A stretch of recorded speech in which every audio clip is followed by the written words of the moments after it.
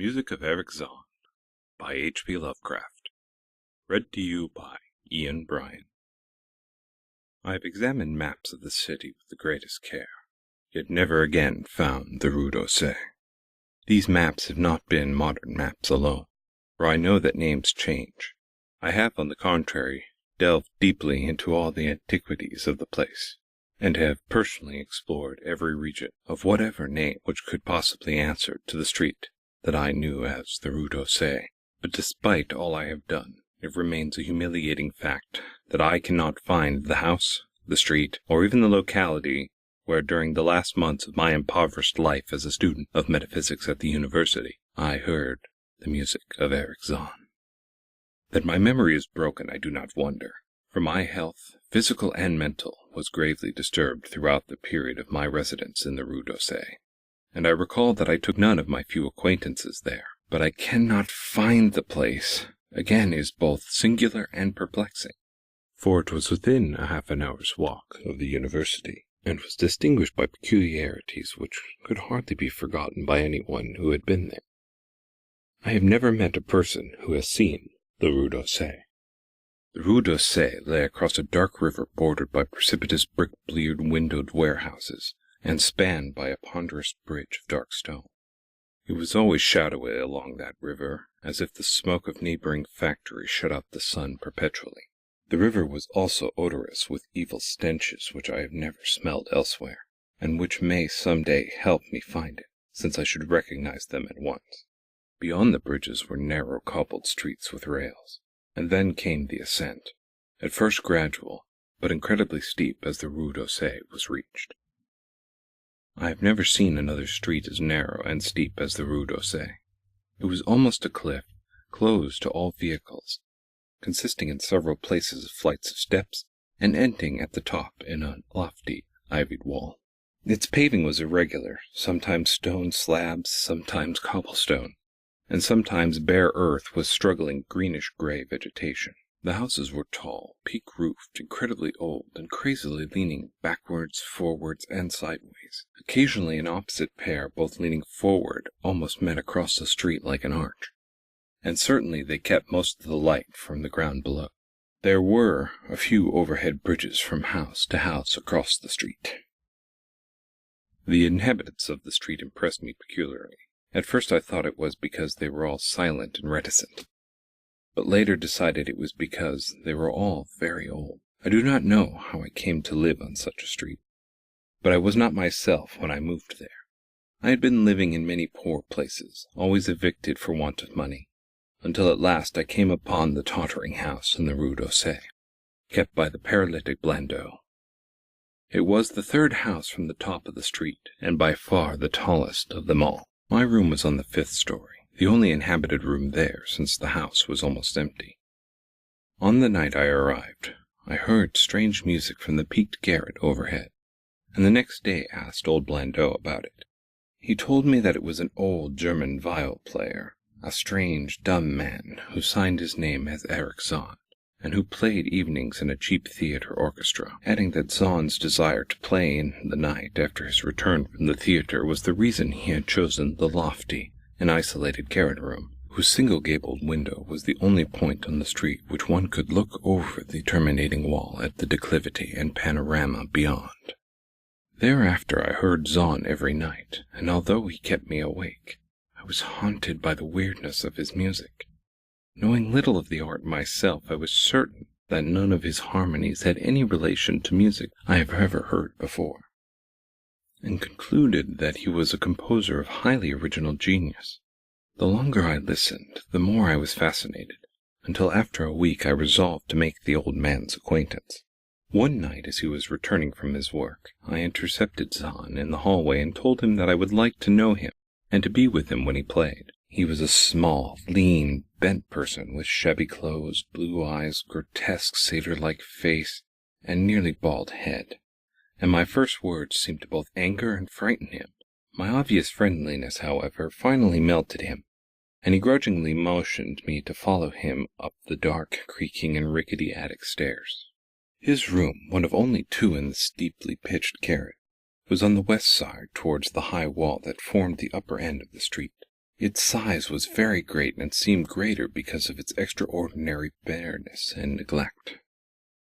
Of furniture there was only a narrow iron bedstead, a dingy washstand, a small table, large bookcase, an iron rack of music, and 3 old-fashioned chairs. Sheets of music were piled in disorder about the floor. The walls were bare boards, and had probably never known plaster, whilst the abundance of dust and cobwebs made the place seem more deserted than inhabited. Evidently, Erich Zann's world of beauty lay in some far cosmos of the imagination. Motioning me to sit down, the dumb man closed the door and turned the large wooden bolt, and lighted a candle to augment the one he had brought with him. He now removed his vial from the moth-eaten covering, and taking it, seated himself in the least uncomfortable of the chairs. He did not employ the music rack, but offering no choice in playing from memory, enchanted me for over an hour with strains I had never heard before, strains which must have been of his own devising. To describe their exact nature is impossible for one unversed in music. They were kind of a fugue, with recurrent passages of the most captivating quality, but to me were notable for the absence of any of the weird notes I had overheard from my room below on other occasions. Those haunting notes I had remembered, and often hummed and whistled inaccurately to myself. So when the player at length laid down his bow, I asked if he would render some of them. As I began my request, the wrinkled satyr-like face lost the bored placidity it had possessed during the playing, and seemed to eschew the same curious mixture of anger and fright which I had noticed when I had first accosted the old man.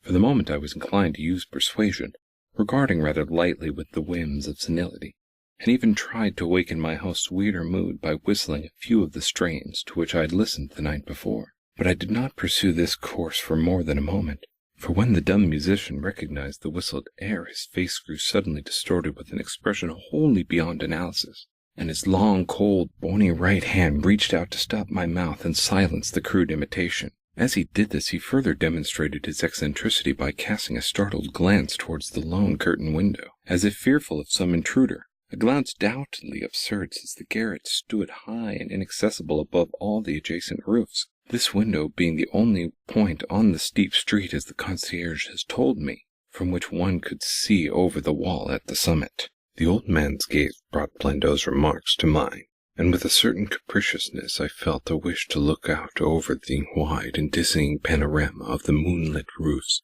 and the city's lights beyond the hilltop, which of all the dwellers of the Rue d'Orsay only this crabbed musician could see. I moved towards the window and would have drawn aside the nondescript curtain, when with a frightened rage even greater than that before, the dumb lodger was upon me again, this time motioning with his head towards the door as he nervously strove to drag me thither with both hands. Now thoroughly disgusted with my host, I ordered him to release me and told him that I would go at once. His clutch relaxed. As he saw my disgust and offense, his own anger seemed to subside. He tightened his relaxing grip, but this time in a friendly manner, forcing me into a chair. Then, with the appearance of wistfulness, crossing to the littered table, he wrote many words with a pencil in the labored French of a foreigner. The note which he finally handed me was an appeal for tolerance and forgiveness. Zahn said that he was old, lonely, and afflicted with strange fears and nervous disorders connected with his music, and with other things. He had enjoyed my listening to his music, and wished I would come again and not mind his eccentricities. But he could not play to another his weird harmonies, and could not bear hearing them from another, nor could he bear having anything in his room touched by another. He had not known until our hallway conversation that I could overhear his playing in my room, and now asked if I would arrange with Blandot to take a lower room where I could not hear him in the night. He would, he wrote, defray the difference in rent. As I sat there deciphering the execrable French, I felt more lenient towards the old man. He was a victim of physical and nervous suffering, as was I, and my metaphysical studies had taught me kindness. In the silence there came a silent sound from the window. The shutter must have rattled in the night wind, and for some reason I startled almost as violently as did Erich Zann. So when I had finished reading, I shook my host by the hand and departed as a friend. The next day Blandot gave me a more expensive room on the 3rd floor between the apartments of an aged moneylender and a room of a respectable upholsterer. There was no one on the 4th floor. It was not long before I found that Zahn's eagerness for my company was not as great as it had seemed while he was trying to persuade me to move down from the 5th floor. He did not ask me to call on him, and when I did call, he appeared to be uneasy and played listlessly. This was always at night. In the day he slept and would admit no one. My liking for him did not grow, though the attic room and the weird music seemed to hold an odd fascination for me. I had a curious desire to look up that window, over the wall and down the unseen slope at the glittering roofs and spires which must lie outspread there. Once I went up to the garret during theater hours when Zahn was away, but the door was locked. What I did succeed in doing was to overhear the nocturnal playing of the dumb old man. At first I would tiptoe up to my old 5th floor. Then I grew bold enough to climb the last creaking stair to the peaked garret. There in the narrow hall outside the bolted door with the covered keyhole, I often heard sounds that filled me with an indefinable dread, the dread of vague wonder and brooding mystery. It was not that the sounds were hideous, for they were not, but they held vibrations suggesting nothing of this globe of earth, and at certain intervals they assumed a symphonic quality which I could hardly conceive as produced by one player. Certainly Erich Zann was a genius of wild power. As the weeks passed, the playing grew wilder, whilst the old musician acquired an increasing haggardness and furtiveness pitiful to behold. He now refused to admit me at any time, and shunned me whenever we met on the stairs. Then, one night as I was listening at the door, I heard the shrieking vials swell into a chaotic babble of sound, a pandemonium which would have led me to doubt my own shaking sanity had there not come from behind the barred portal a piteous proof that the horror was real. The awful, inarticulate cry which only a mute can utter, and which rises only in moments of the most terrible fear or anguish. I knocked repeatedly at the door, but received no response. Afterwards I waited in the black hallway, shivering with cold and fear, till I heard the poor musician's feeble efforts to rise from the floor by the aid of a chair. Believing him just conscious after a fainting fit, I renewed my rapping, at the same time calling out my name reassuringly. I heard Zahn stumble to the window and close both shutter and sash, then stumble to the door, which he falteringly unfastened to admit me. This time his delight at having me present was real, for his distorted face gleamed with relief while he clutched at my coat as a child clutches at his mother's skirt. Shaking pathetically, the old man forced me into a chair whilst he sank into another, beside which his vial and the bow lay carelessly on the floor. He sat for some time inactive, nodding oddly, but having a paradoxical suggestion of intense and frightened listening. Subsequently he seemed to be satisfied, and crossing to a chair by the table wrote a brief note, handed it to me, and returned to the table, where he began to write rapidly and incessantly. The note implored me, in the name of mercy and for the sake of my own curiosity, to wait where I was while he prepared a full account in German of all the marvels and terrors which had beset him. I waited, and the dumb man's pencil flew. It was perhaps an hour later, while I still waited, and while the old musician's feverishly written sheets still continued to pile up, that I saw Zahn start as from the hint of a horrible shock. Unmistakably he was looking at the curtained window and listening shudderingly. Then I half fancied I'd heard a sound myself, though it was not a horrible sound, but rather an exquisitely low and infinitely distant musical note, suggesting a player in one of the neighboring houses, or in some abode beyond the lofty wall over which I had never been able to look. Upon Zahn the effect was terrible, for dropping his pencil suddenly, he rose, seized his viol, and commenced to rend the night with the wildest playing I had ever heard from his bow, save when listening from the barred door. It would be useless to describe the playing of Erich Zann on that dreadful night. It was more terrible than anything I had ever overheard, because I could now see the expression of his face, and could realize that this time the motivation was stark fear. He was trying to make a noise, to ward something off or drown something out. What? I cannot imagine, awesome though I felt it must be. The playing grew frantic, delirious, and hysterical, yet kept to the last that quality of supreme genius which I knew this strange old man possessed. I recognized the air. It was a wild Hungarian dance popular in the theatres. and I reflected for a moment that this was the first time I had ever heard Zahn play the work of another composer. Louder and louder, wilder and wilder, mounted the shrieking and whining of that desperate viol. The player was dripping with an uncanny perspiration and twisted like a monkey, always looking frantically at the curtained window. In his frenzied strains I could almost see shadowy satyrs and bacchanals dancing and whirling insanely through the seething abyss of cloud and smoke and lightning. And then I thought I heard a shriller, steadier note that was not from the viol, a calm, deliberate, purposeful, mocking note from far away in the west. At this juncture the shutters began to rattle in a howling night wind which had sprung up outside as if in answer to the mad playing within. Zahn's screaming viol now outdid itself, emitting sounds I never thought a viol could emit. The shutter rattled more loudly, unfastened, and commenced slamming against the window.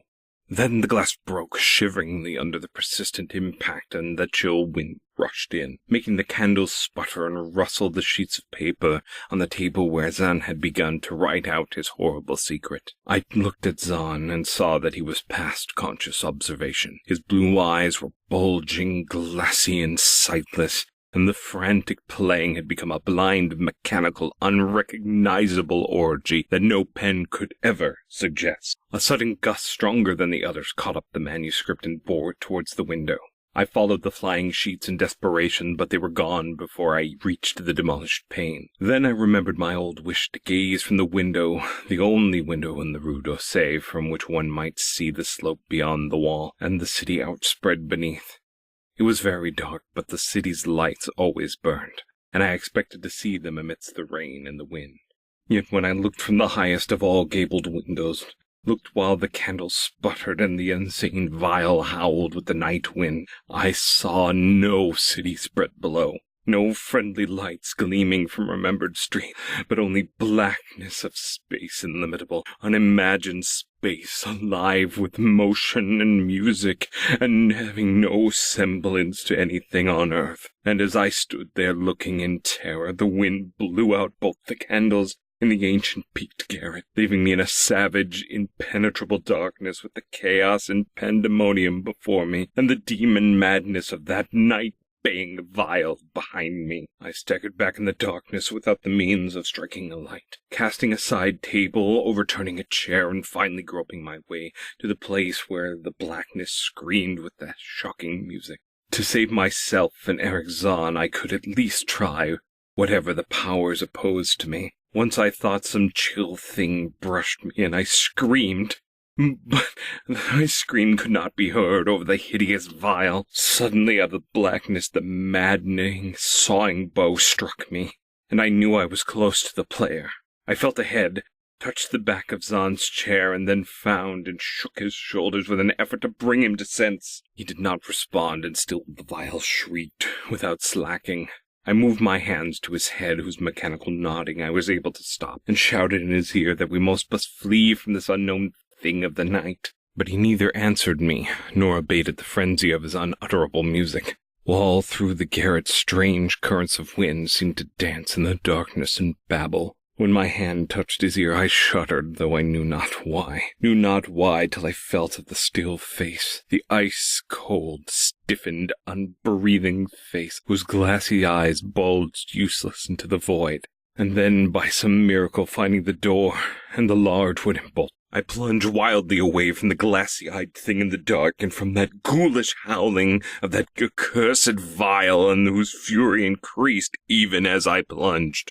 Leaping, floating, flying down the endless stairs to the dark house, racing mindlessly out of the narrow, steep, and ancient streets of steps and tottering houses, clattering down steps and over cobbles to the lower streets and to the putrid canyon-walled river, panting across the great dark bridge to the border, healthier streets and boulevards we know.